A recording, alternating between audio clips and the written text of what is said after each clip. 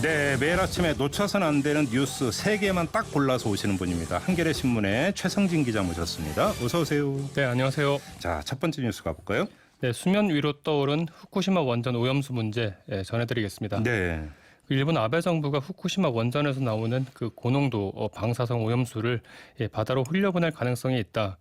국내외 환경단체가 꾸준히 제기해온 문제였는데요. 네. 우리 정부가 어제 이 문제에 적극 대응하겠다. 이렇게 밝혔습니다. 네. 사실 정부가 지난해 10월부터 이 문제를 두고 일본 정부랑 사실 협의를 좀 해왔죠. 네. 뭐 우려도 전달했고 관련 정보도 요청을 했고요. 일본 정부는 그때마다 이제 오염수 처리 방안과 그 시기는 검토 중이다. 이런 원론적 입장만 반복을 했는데 네. 어제 정부의 발표는 이제 이 문제를 수면 위에 꺼내놓고 시민사회와 함께 해법을 모색해 보겠다 이런 뜻이라고 할 수 있겠습니다. 이거는 만약에 진짜 바다에 방류해 버린다라면 이거는 정말 민폐라는 표현 갖고는 이건 안 되는 거고. 네네. 이건 정말 말이 안 되는 이야기가 되는데요. 아무튼 환경단체에서 굉장히 많이 우려를 하고 있죠. 뭐 그 문제는 따로 떼서 뭐 짚어도 한참 걸려야 되는 문제니까 일단 그 논외로 치고 네. 이게 그 일본 압박 카드가 될 수 있다고 보세요? 결과적으로는 압박이 될 수밖에 없다고 봐요. 네. 예, 다만 많은 언론들이 지금 이 문제를 일본의 그 수출 규제에 따른 수출 규제에 대한 우리 정부의 대응 카드다. 네. 뭐 도쿄올림픽을 겨냥했다. 뭐 이런 얘기까지 나오고 있는데 저는 꼭 그렇게 범위를 좁혀서 이해할 필요는 없다고 봅니다. 네.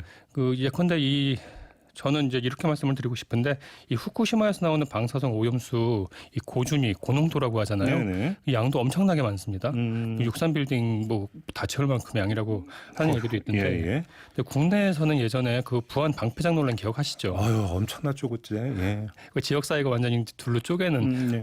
쪼개지는 갈등을 겪었었는데 그때 그 부안에다가 넣겠다고 했던 방사성 폐기물이 중저준이었거든요. 네. 대부분은 저준이었어요. 뭐 장갑, 맞아요. 뭐 덧신 뭐 이런 것들이었는데 이제 그런 그 저준위 폐기물을 놓고도 그렇게 큰 논란이 빚어졌던 거는 이 방사능에 대한 우리 사회의 그 우려가 그렇게 높고 그만큼 높고 그리고 또 이게 우리 그 나와 내 아이의 안전 문제이기 때문에 논란이 되게 커졌던 건데 저는 아직까지 이 문제가 수면 아래에 있습니다만 만약 시민들이 이 후쿠시마 방사성 오염수의 그 위험의 실체를 알게 된다면 이 이슈는 굉장히 폭발력이 커질 수 있다고 이건 보거든요. 뭐 사실 일본 압박이니 뭐니를 떠나서 이거는 단호히 원칙적으로 대응을 해야 되는 그런 문제이기 때문에. 그래야 한다는 뜻이죠. 그렇죠. 알겠습니다. 자, 두 번째 뉴스로 넘어가죠. 네네. 그 DHC 빗나간 대리 사과입니다. 네. 그 어제 DHC에서 사과문을 내놓았습니다. 그 일본 DHC 텔레비의 혐한 이 막말 방송이 국내에서 큰 논란을 빚고 나서 한참 뒤에 나온 첫 사과였습니다. 근데 이게 본사가 아니라 DHC 코리아죠. 네, DHC 코리아라고 하는 한국 법인에서 네. 한국 법인의 대표 명의로 나왔던 사과문이었습니다. 그래서 이제 대리 사과라고 지금 말씀을 하셨는데, 네네. 근데 그 DHC 코리아 대표는 사과를 했지만 어제 그 당일 DHC는 또 혐한 방송 이어갔다면서요. 네, 어제도 많은 언론들이 그 DHC 텔레비에서 어떤 방송을 하는지 지켜봤는데. 네. 어제 저 방송분을 저도 이제 문제가 되는 부분을 따로 봤는데 좀 문제가 진짜 정말 심각하더라고요. 네. 어제는 아예 그냥 이 한국에서 지금 벌어지고 있는 이 DHC 불매운동 그리고 퇴출운동을 다뤘어요. 그걸 소재로 삼아서 한국에서 이런 운동이 벌어지니까 상품 홍보는 잘 될 것이다. 그리고 또 뭐 우리 방송 청취율 시청률도 높아질 것이다라고 또 컬적으로 비아냥거리고 조롱하는 방송 그 내용이 나왔는데 네. 저는 그 어제 방송을 떠나서 방송 내용을 떠나서 이번 DHC 코리아의 사과 그 형식도 내용도 좀 잘못됐다고 봅니다. 시기도 물론 늦었고요. 뭐 저는 뭐 일본어도 잘 못하고 네네. 시간도 아까워서 네. 직접 보진 않고 뉴스에 나오는 영상만 쫙 봤는데 거기에 소설 감명 나오더라고요. 네네. 정말 소설 잘 쓰대요 보니까 방송에서. 그렇죠? 네, 맞습니다. 마지막 뉴스로 넘어가죠. 네. 네. 탈북 모자의 쓸쓸한 죽음 끝으로 준비했습니다. 네. 그 최근 서울 봉천동의 한 임대 아파트에서 이 40대 탈북자 어머니와 이 6살짜리 아들이 숨진 채 발견됐습니다. 그러게요. 예. 네, 이 생활고로 어려움을 겪다가 이제 아사했을 가능성이 높다. 이제 이렇게 경찰은 보고 있는데요. 네.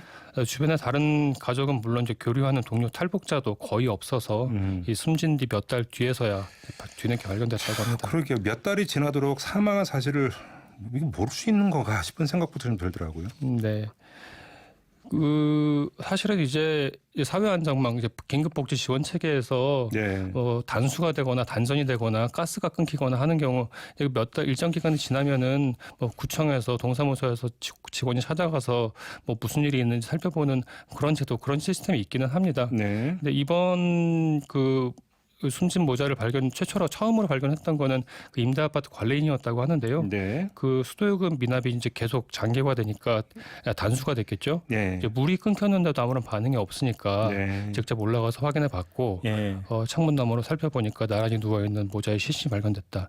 이래서 경찰에 신고를 했다고 하는데요. 그러니까요. 네, 이들 모자가 들어왔던 게 이제 한국에 들어왔던 게 2009년이었는데 당시만 해도 이 기초수급자로 지정이 돼서 이 정부에 정부 지원이 좀 있었죠. 예. 받았죠.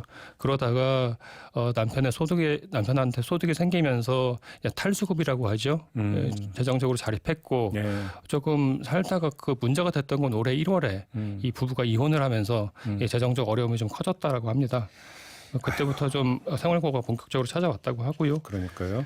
다만 이제 이런 경우에 이제 주변에다가 도움을 요청하면은 다시 기초수급자 심사를 통해서 재정적 지원을 얻을 수도 있고 북한 이탈 주민 지원 재단을 통해서도 탈북자의 경우에는 지원금을 받을 수 있다고 하는데 워낙 주변과 교류가 좀 없다 보니까 그러게요. 좀 여러 가지 방법을 못 찾았던 것 같습니다. 예, 민희로 오경성님이 이 탈북 모자 아사 이 건은 예산일이 아니다. 이게 진정한 복지 사각지대인 거다. 이렇게 이제 그 지적을 해주셨는데요. 맞아요. 이게 네. 이제 탈북민이다 이런 문제가 아니라 우리가 이제 송파 세모녀 사건 때 맞아요. 얼마나 충격을 받았고 또 사회적으로 이야기가 많이 됐습니까? 네. 근데 별로 나아진 게 없다.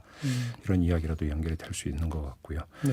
사실 이제 그때 생긴 게 긴급복지 지원 제도인데 네. 그럼에도 불구하고 여전히 이 빈 구석들이 있죠. 알겠습니다. 그런 빈 구석들을 좀 메워나가는 게 정부가 해야 될 일인 것 같습니다. 자, 이렇게 마무리하죠. 최성진 기자와 함께했습니다. 고맙습니다. 네, 고맙습니다. 이슈의 핵심을 꿰뚫는 예리한 시선, 믿고 듣는 진품 시사 김종배 시선 집중.